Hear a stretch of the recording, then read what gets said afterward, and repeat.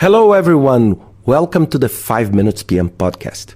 A couple of weeks ago, I discussed about stakeholder management.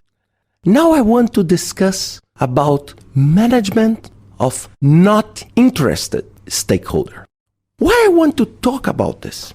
Because it's very common in a project that we identify clearly two groups. The first group, the group that supports your project.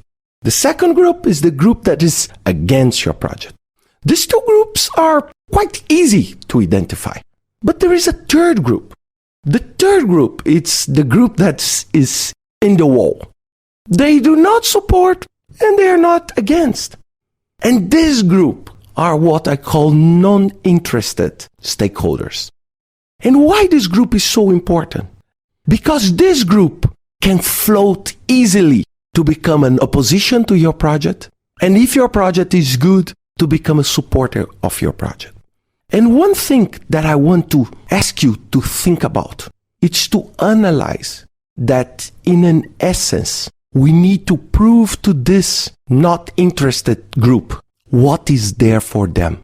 It's sad what I will say now, but I need to say to you, people are very much self-centered. They want to know in your project what is there for them. What is there for me? What is the benefit of this project for me?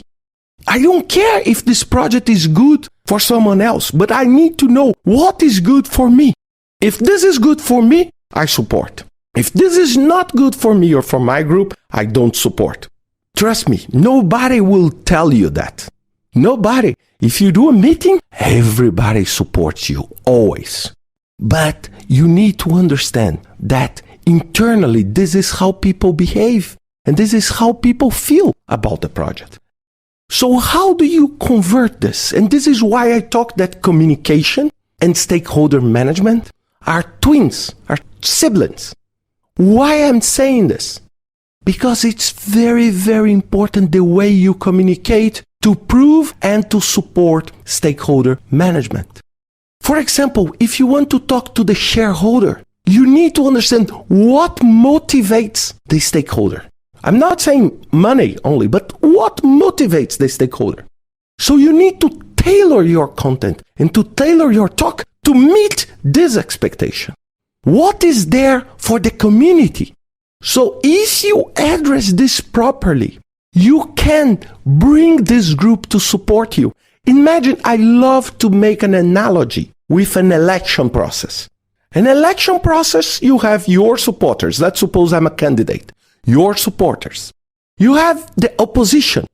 But you have a group of people that have not decided yet. And this is the group you need to work with. Because these are the groups that most of the time they decide the election. It's much cheaper. It's much less effort to convert these people than to convert an opposition. So it's very important. How do you get the buy-in from these people? So you need to understand what is there for them. Not what is there for you as a project manager, but what is there for them. And in a very honest and transparent conversation, you need to prove and you need to show, if you don't have this, is there anything I can do on my scope, on my project initiation documents? Because stakeholder management is only done on the early phases of the planning. Is there anything I can tailor, I can customize that will make this project very nice for these people so I get the buy-in from them? Maybe a slight change will transform someone that used to be neutral in a supporter.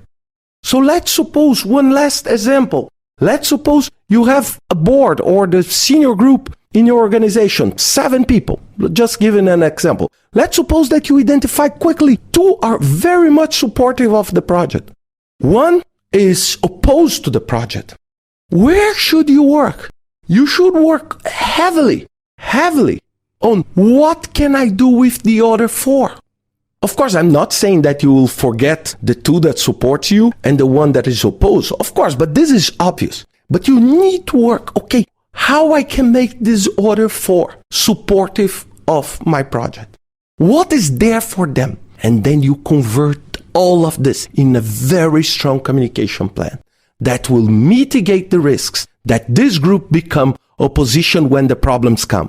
And the problems will come because projects, it's all about managing problems. And the problems will come. And when these problems come, you will not have 2 supporters and 5 people opposing to you. This is what you need to avoid. This is why most of the projects, when they start failing, they start having challenges, they lose support because these neutral people go all to the other side because they are neutral. So they don't want to commit themselves with anything. Think about that. What we want at the end is to understand these power relations to make our project successful. Think about that and see you next week with another 5 Minutes PM podcast.